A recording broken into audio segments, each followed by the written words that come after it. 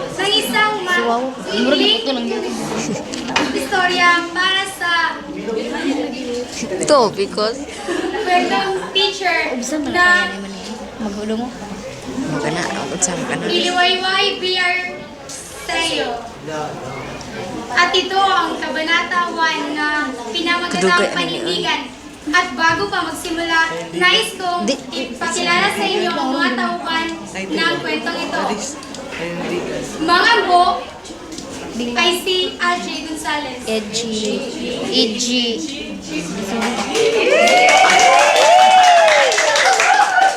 Amelita bilang anak ni Mga ambo. Isa? July Conde Nyasa. bilang Osmundo na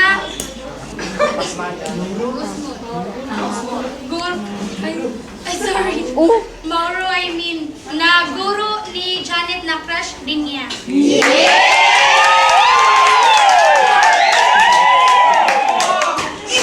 At ako naman bilang asawa ni Ambo. na ina ni Amelita. At Kadugay, ano nila, oy? Kung sa to, oy, panindigan.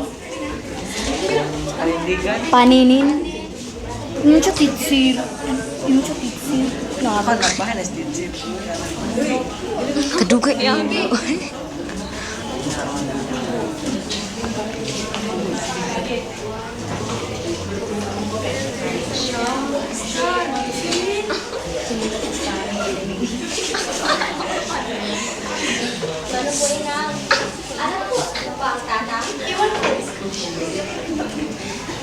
talagang napakagaga ng lahat ng mga anak ko itong isang to.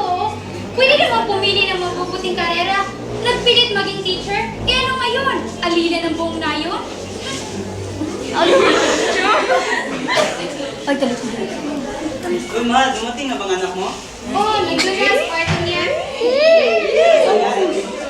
Ganyan naman ang pagmumukha mo. Koy, makita ko ng pagmumukha ng anak ko. Pinagsisiklaban ako ng galit. Bakit naman? Puya. Kasama ka ba siya? Hindi ko alam. Hindi ko pa nga nasabi. Sa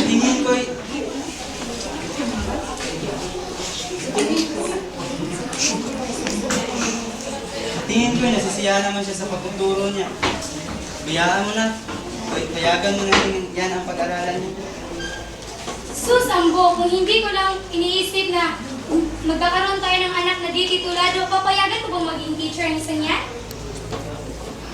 Alam mo naman, matagal na ayaw kong maging teacher ng isa niyan. Dahil ano, alila ng buong nayon. Biyaan mo na, talagang ganyan ang gusto. Bunso? Kaya ka nagagayan ng anak mo dahil rin sa pag-consider mo sa kanya. Ayaw mo lang kasi maniwala. Kung hindi ba natin pinagsikapan na pag-aralan si Roberto, papatusin ba kaya siya ni Marina? Di ba hindi? Katulad din ni Marina na isang mayaman ang kanyang papatulan. Hindi kaya yung professor din nakaparis niya. Naibigyan niya si Roberto na anak natin dahil may tulong at titulo. At nakatulong din sa kanyang mga kapatid. Rosa, ang tinatanong ko lang naman,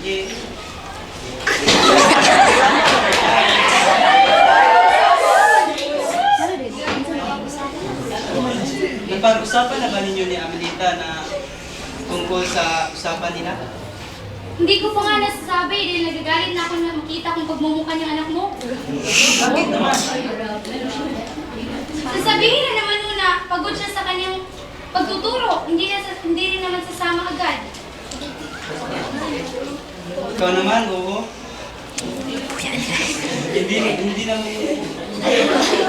Hindi mo pa pala nasasabi. Nagkwento ka ng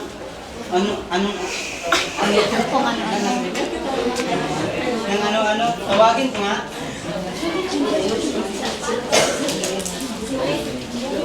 Amelita. Tay, nalala ko ba kayo? Bakit ka? May pag-usapan kayo. Amilita, kinukumpida ka ni Osmundo may diriwang sa Kapitolyo. Dadaan daw dito ngayon. Magbihis ka na, maghanda-handa ka na. Ina, marami pa akong trabaho. Ayoko po. Nakapag-oo na ako. Dapat lang, napumunta ka, sumama ka. Okay na, kayo ko talaga. Nakasagot na ako kayo sa mundo. Sumama ka, marami ka ng... Maraming bagay ka ng sinuwi sa akin. Pero ina, hindi ko maaaring sundin ang utos nyo. Hindi maaaring malaman niyo sa mundo na ngayon na hindi talaga ako maaari. Bakit hindi? Bakit hindi mo kami?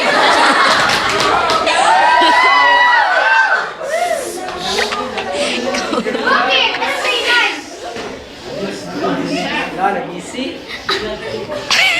Bakit na ayaw mo sumama? Kasi may nasagot mo ako iba eh. Nasagutan? Sino ang lalaki mo? Sino? Agay! Si Mauro? Si Mauro na teacher lang? Si Mauro na kamukha mo? Anong ginagawa sa'yo? Teacher ka nga. Teacher pang pinatulan mo. Mahal ko si Mauro, ina. Ano ko kayo magagawa? Anong magagawa ng mahal-mahal mo? Ano bang mapapakain sa'yo ni Mauro? Ang pagtuturo lang? Talagang hindi ako susunod. Ipagpatawad ko kayo.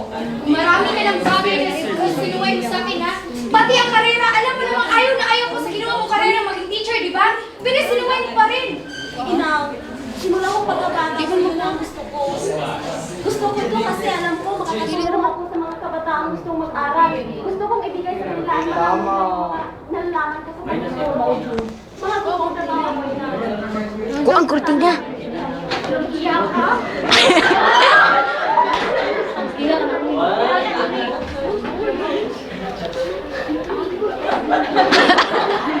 Dapat pakapit. Uy, ay na ni. Bitan niya, bitan na yun. Munggo ka. Oh! Saan?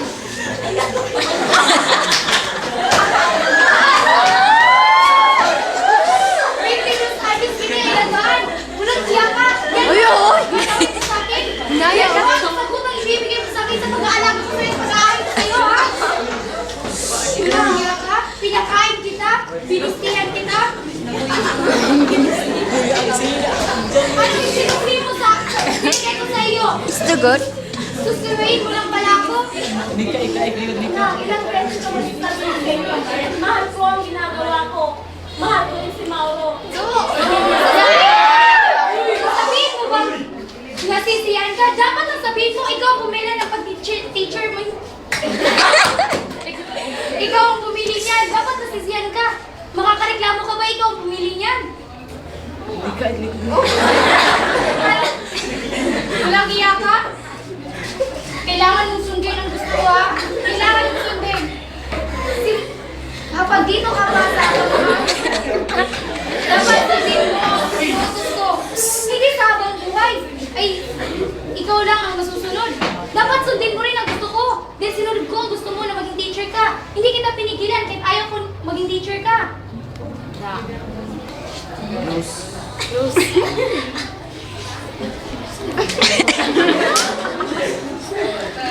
Sundin.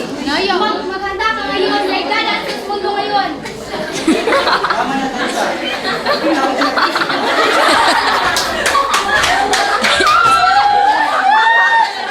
Is the good? Tama na sa bago mo. Ganyan ka naman eh. Ganyan ka lang magaling. Tingnan mo nga alam ko, hindi ako sinusunod. Dahil sa palagi mo siyang kinakampihan. Bakit ba? Para sa akin ba itong ginagawa ko? Para naman ito sa kanya. Hindi naman ito para sa akin sarili. Para sa kanyang kabutihan, hindi naman ang ginagawa ko, ha? Bakit ba ang taas ng pride mo sa anak mo? Bakit? Parang ikaw ang gumagawa kung anong gusto niyang gawin. Maraming bagay na siya sinuway sa akin. Ang gusto, di ba? Gusto niya maging teacher? Pinayagan ko siya. Tapos, ngayon, isang bagay lang yan na makakabuti pa rin pa sa kanya. Eh, susuwayin din naman niya.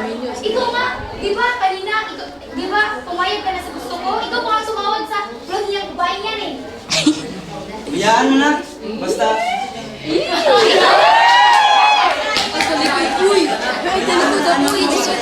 payagan mo na.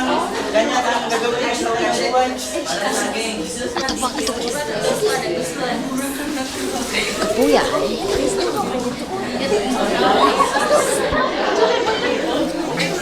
Kapuya.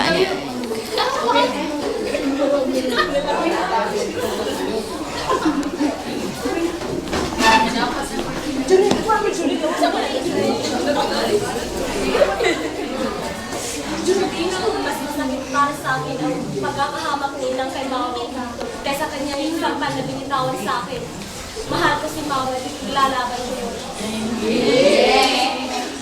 Sinungaling na ako sa kanyang matigas na katawan, sa kanyang mahihim na mga tinig, at sa kasipagan nito magtulong sa kanyang mag-aaral. Mahal ko si Mami, ipaglalaban ko yun. Kahit anong mangyari, yun ang gagawin ko.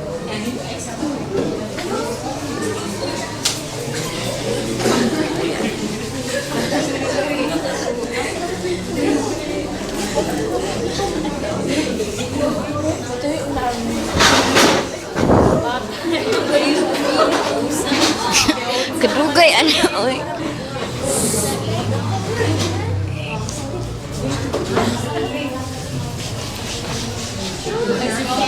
Bakit mo kayo nag-teacher? Gusto ko lang maging teacher, Marita. Bakit mo nagtanong? Eh, hindi mo ba mahirap? Hindi naman. Gusto ko lang maging teacher para mga tao eh. Agkay kadugay anak. Pero nang kasi ako sasabihin sa inyo. Kasi, mahal ko yata kayo.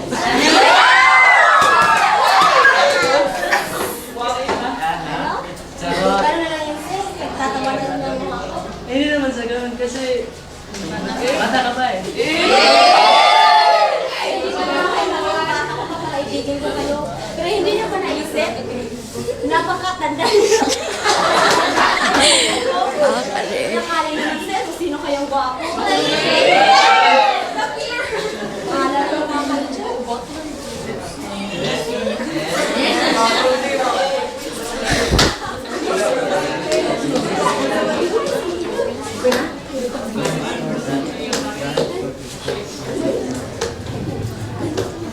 Dugay anak nila.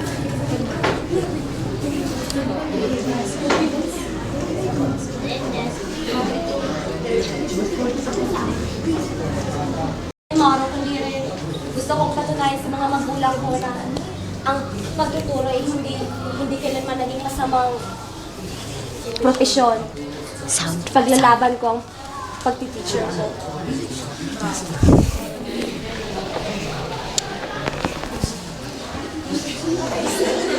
Sir, pasensya na mo kayo kahapon na. Ano mo ba kayo ng MA? Oo, ilang units na naman. Ang hirap lang magsabay ang pagturo at pag-aaral. Sige mo, magdala ko kayo. Kasi